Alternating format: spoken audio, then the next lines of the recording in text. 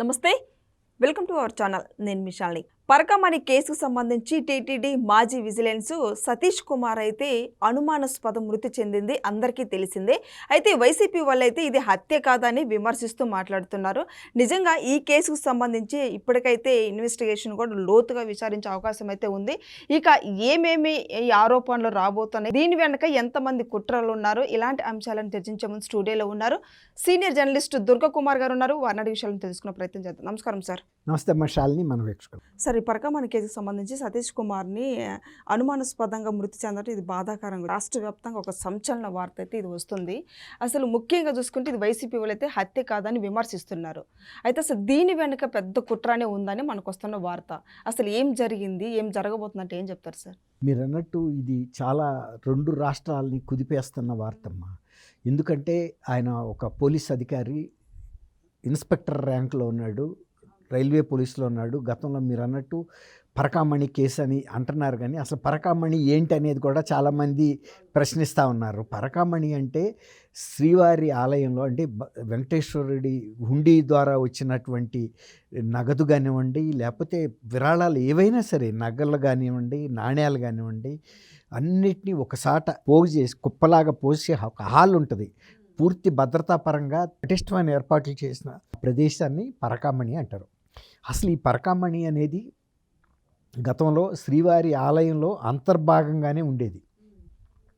కానీ కొన్ని పరిపాలనాపరమైనటువంటి అంశాల వలన, భక్తుల రద్దీ పెరగటం వలన పరకామణిని ఇప్పుడు శ్రీవారి ఆలయం వెలుపల ప్రత్యేకంగా ఏర్పాటు చేశారు.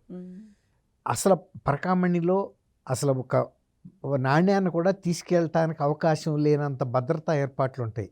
ఇప్పటి నుంచి కాదు, పూర్వకాలం నుంచి కూడా అనేక మంది దాని మీద సిబ్బంది కాపలా చూస్తూ ఉంటారు.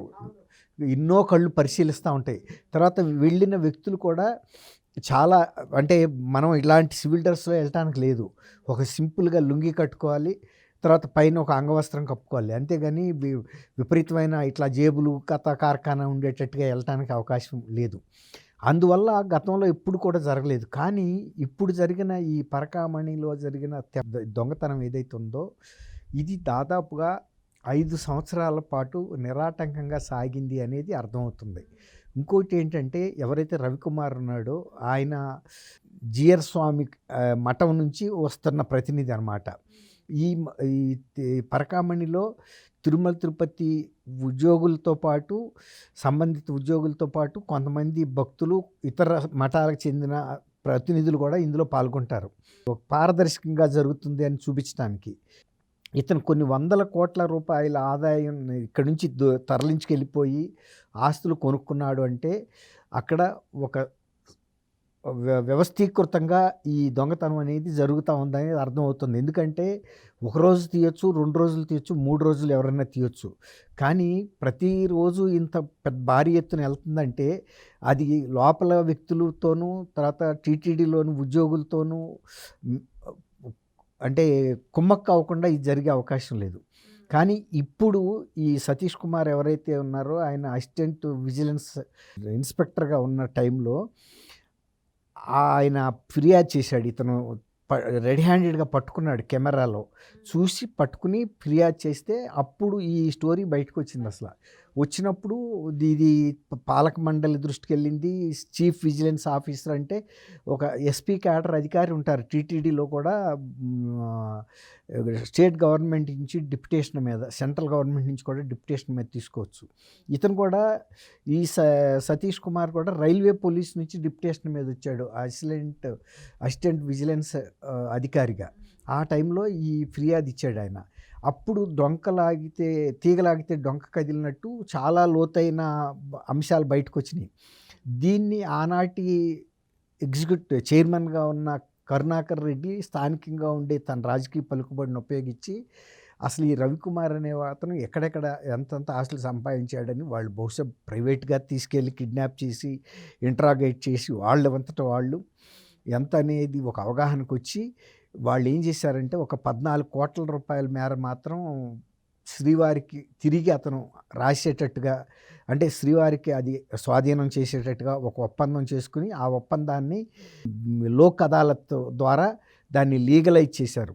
అసలు లోక్ అదాలత్ ద్వారా ఇట్లాంటి థెఫ్ట్ కేసుల్ని ఉపసంహరించుకునే అవకాశం లేదు. ఇప్పుడు నేను అనుకోండి వ్యక్తిగతంగా నా సొమ్ము ఎవడన్నా దొంగతనం చేసి తిరిగిస్తానంటే నాకు ఎంత పోయిందో నాకు తెలుసు కాబట్టి అంతా తిరిగిస్తున్నాడు, దాదాపుగా తిరిగిస్తున్నాడంటే ఆ కేసు మళ్ళీ కోర్టు ఇదంతా ఎందుకని ఒప్పుకోవచ్చు. కానీ అది ఒక వ్యవస్థ. తిరుమల తిరుపతి దేవస్థానం అనేది పవిత్రమైనటువంటి చాలా విస్తృతమైనటువంటి వ్యవస్థ, సంస్థ. అలాంటి సంస్థ తరపున నిర్ణయం తీసుకోవటానికి వీళ్ళు ఎవరి ద్వారా పాలక మండలిలో ఆమోదం పొందలేదు. అసలు ఈవెన్ పాలక మండలిలో ఆమోదం పొందినా కూడా దానికి కూడా చట్టబద్ధత లేదు.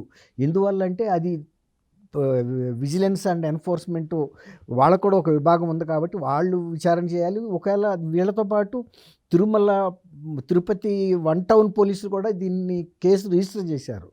వీళ్ళు అందరూ ఇన్వెస్టిగేట్ చేసి ఒక స్పష్టంగా అతనికి మీ ఇంత దొంగతనం చేశాడని రికవర్ చేయాలి కోర్టు ద్వారా తప్ప ఇది మరొక రకంగా చేయడానికి వీలు లేదు.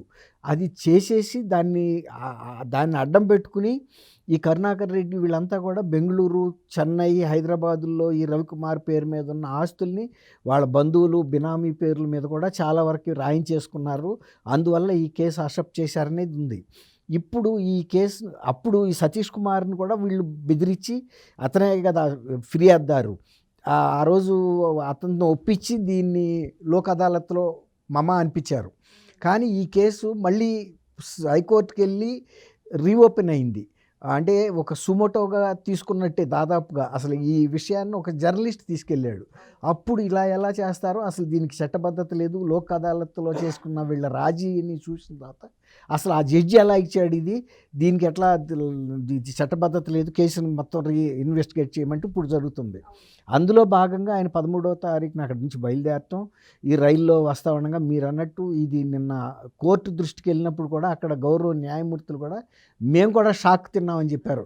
ఎందుకంటే అతను పోలీస్ డిపార్ట్మెంట్లో ఫిర్యాదుదారుగా ఉండి వాంగ్మూలం ఇవ్వటానికి ఆ రాత్రి ట్రైన్ ఎక్కితే ఆ ట్రైన్ ఎక్కుతా ఉన్న మనిషి తర్వాత తిరుపతిలో దిగలేదు, కానీ బ్యాగ్ మాత్రం ఇక్కడికి చేరింది. 29లో సీట్లో ఉండాల్సిన ఏసీ ఫస్ట్ క్లాస్ బోగీలో 11వ నెంబర్ దగ్గర ఉంది. ఆయనకి తెలీదా రైల్వేలోనే సిఐగా ఉన్న వ్యక్తి, రైల్వే భద్రతా విభాగాన్ని చూసే వ్యక్తికి 29వ నెంబర్కి 11వ నెంబర్కి సీటుకి తేడా తెలీదా? ఖచ్చితంగా తను ఎందుకు కూర్చుంటాడు? కాబట్టి ఇక్కడ అనేక అనుమానాలు వస్తున్నాయి. ఇప్పుడు ఫోరెన్సిక్ ల్యాబ్ పంపారు ఆయన ఫోన్ కూడా. అసలు గత కొంతకాలంగా గత 4-5 రోజుల్లో ఈయన ఎవరు మాట్లాడుతున్నాడు, ఎట్లా జరుగుతుంది అనేది ఇది పెద్ద మిస్టరీ. ఏంటంటే రైల్వే ఇప్పుడు ఎవరు కూడా చెప్పని విషయాలని కరుణాకర్ రెడ్డి గారే ఎందుకు స్పందించాడనేది చాలా అనుమానాలు కలుగుతున్నాయి. ఇవాళ వాళ్ళ కుటుంబానికి అనుమానం కలిగింది, ఆ సామాజిక వర్గానికి కలిగింది, తర్వాత వాళ్ళ బంధువులు, తర్వాత మొత్తం రాష్ట్ర వ్యాప్తంగా కూడా అనుమానాలు కలిగిన కారణం ఏంటంటే ఆయన చాలా తీవ్రంగా స్పందించాడు కరుణాకర్ రెడ్డి గారు. అసలు ఆయనకి ఏం సంబంధం? తర్వాత ఆయన ఏమన్నా విచారణ అధికారా, పోలీసా, లేకపోతే ఒక జడ్జా? తను ఏకపక్షంగా ఇది సూసైడ్ అని ఇప్పుడు గతంలో వివేకానంద రెడ్డి గారితో కూడా గుండెపోటని ప్రకటించారు, వాళ్ళ పేపర్లోనూ ప్రచురించారు, ప్రసారం చేశారు. అసలు వీళ్ళకి ఏం సంబంధం? అందులోనూ ఆయనే ఇదంతటికి నడిపిన సూత్రధారే కరుణాకర్ రెడ్డి గారు. దీన్ని లోక్ అదాలత్కు పంపటం, అక్కడ అనిపించడం, తర్వాత ఆ రవికుమార్ ద్వారా ఆస్తులు రాయించుకున్నాడన్న విమర్శలు అక్కడ ఉన్నాయి. ఈ తర్వాత మిగిలిన వాళ్ళు కూడా ఈ విషయాన్ని రాజకీయం చేస్తానికి ప్రయత్నిస్తున్నారు. తర్వాత అసలు ఆయన రైల్వేలో బోగిలోంచి దూకాల్సినంత పరిస్థితి ఎందుకు ఉంటుంది ఆయనకి? అసలు నిజంగా ఆత్మహత్య చేసుకోదలుచుకుంటే ఆయన రైల్వే బోగి ఎక్కకుండా చేసుకోవటానికి లేదు అవకాశాలు? ఆ మాత్రం ఆయనకి తెలియలేదా? ఇన్స్పెక్టర్ అంటే మానసికంగాను శారీరకంగా మంచి దారిద్ర్యం కలిగి ఉంటారు, అంతే తప్ప చిన్న వాటికి భయపడి సూసైడ్లు చేసుకునే పరిస్థితి ఉండదు. అలాంటిది కరుణాకర్ రెడ్డి గారికి ఒక అడ్వకేట్ లాగా దీన్ని ప్రమోట్ చేయటం, మిగిలిన గోరంట్ల మాధవ్ కానీ అనేక మంది వైఎస్ఆర్సీపీ నాయకులు ఇదే పాట పాడుతున్నారు. దీంతో ఇవాళ మొత్తం ఈ ఇష్యూ చాలా గందరగోళ పరిస్థితిలోకి వెళ్ళిపోయింది. 2 రాష్ట్రాల ప్రజలు కూడా ఏం కోరుకుంటున్నారంటే ఖచ్చితంగా సతీష్ కుమార్ కుటుంబానికి న్యాయం జరగాలి. రెండోది ఆయన బిడ్డలు కూడా చిన్న బిడ్డలు, అతను ఏం తప్పు చేశాడు? టీటీడీ ఆస్తుల్ని కాపాడటం కోసం ఫిర్యాదు చేస్తే వాళ్ళ పేర్లు ఇప్పుడు బయటకు వస్తాయేమోనని ఆయన గుత్తి నుంచి బయలుదేరి అక్కడ మోటార్ సైకిళ్ళు పార్క్ చేయటం వరకు రికార్డ్ అయింది కానీ ఆ తర్వాత ఇవ్వటం లేదు, ఏం తెలియట్లేదు. మరి ఈయన ఎవరికి ఏం తెలియకుండానే ఈయన సూసైడ్ చేసుకున్నాడని చెప్తున్నాడంటే మరి సూసైడ్ చేసుకునే విధంగా ప్రేరేపించే వ్యక్తులను ఎవరన్నా వీళ్ళు భోగిలో పంపించారా, లేకపోతే వీళ్ళే చేసి కిందకి తోసి సూసైడ్ అనే పేరు దానికి వాడుకుంటున్నారా అనేది అర్థం కావట్లేదు. ఇప్పుడు ఫొరెన్సిక్ ల్యాబ్కి వెళ్ళిన ఫోన్ ఒకటి, బ్యాగ్ మీద కూడా రక్తపు మరకలు ఉన్నాయని ఇప్పుడు బయటకు వస్తుంది. ఒకవేళ నిజంగా కనుక రక్తపు మరకలు ఉంటే అది ఆయనకి చెందినవి అయ్యి ఉంటాయి తప్ప ఆయన బ్యాగ్ మీద ఆయన ఎవరిని చంపలేదు కదా, చనిపోయింది ఆయనే కాబట్టి బహుశా ఆయన ఆ బ్యాగ్ పెట్టుకున్నప్పుడు చాలా పదునైన ఆయుధంతో నరికారని కూడా పోస్ట్ మార్టం రిపోర్ట్లోనూ సిటీ స్కానుల్లో కూడా స్పష్టంగా కనపడింది. డాక్టర్లు చెప్పగలరు అది ప్రమాదవశాత్తు జరిగే అంత షార్ప్ ఉండవు. ఒక గొడ్డలతోనో కత్తితోనో పాయింటెడ్గా నరికినప్పుడు మాత్రమే ఆ షార్ప్ ఇంజరీ గాయం అనేది తెలుస్తుంది. అది మామూలుగా డాక్టర్స్ పోస్ట్ మార్టం చేసే డాక్టర్సే కాదు, మెడికల్ నాలెడ్జ్ ఉన్న స్టూడెంట్స్ కూడా చెప్పగలరు. తర్వాత చనిపోవటానికి కారణం కూడా ఇతర చాట్ల కూడా ఎముకలు విరిగి ఉన్నప్పటికీ కూడా అవి ప్రాణాంతకమైనయా కాదా, అసలు ప్రాణాంతకమైన గాయం ఏదనేదే ఇక్కడ కీలకం. ఆ తర్వాత మిగిలిన ఇంజరీస్ పెద్ద విషయం కాదు, వాళ్ళు తోస్తే పడ్డా లేకపోతే వాళ్ళు కొడితే దెబ్బలు తగిలినాయి అనేది, ఏ గాయంతో చనిపోయాడు అన్నది పోస్ట్ మార్టం రిపోర్ట్లో ధృవీకరిస్తారు. అప్పుడు ఆ గాయం ఎలా తగిలింది అనేది స్వయంకృతంగా చేసుకున్నాడా ఆ గాయాన్ని, కొన్ని చేసుకోవటం కూడా అవకాశం ఉండదు.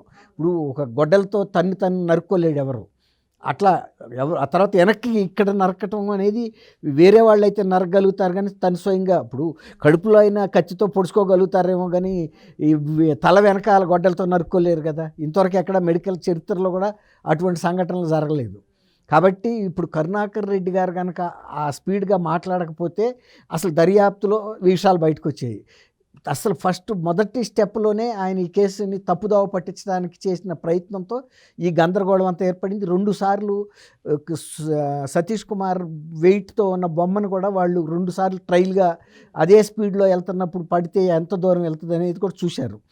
ఇవాళ రైల్వేలోంచి జారి ప్రమాదవశాత్తు పట్టం కానీ సూసైడ్ చేసుకోవడానికి దూకినది సందర్భాలు కానీ గతంలో కొన్ని వందల వేలు జరిగినప్పుడు మహా ఉంటే 5-6 అడుగులు వెళ్ళి అవతల పడతారు తప్ప ఒక 30 అడుగులు వెళ్ళి పడే అంత సందర్భం ఉండదు బాడీ. నిన్న కూడా ఆ బొమ్మలు పడేసినప్పుడు అంత దూరం మాత్రం వెళ్ళినాయి, సగటుగా అంత దూరం వెళ్తుంది, అయితే ఇంకొక అడుగున్నర వెళ్తాయి.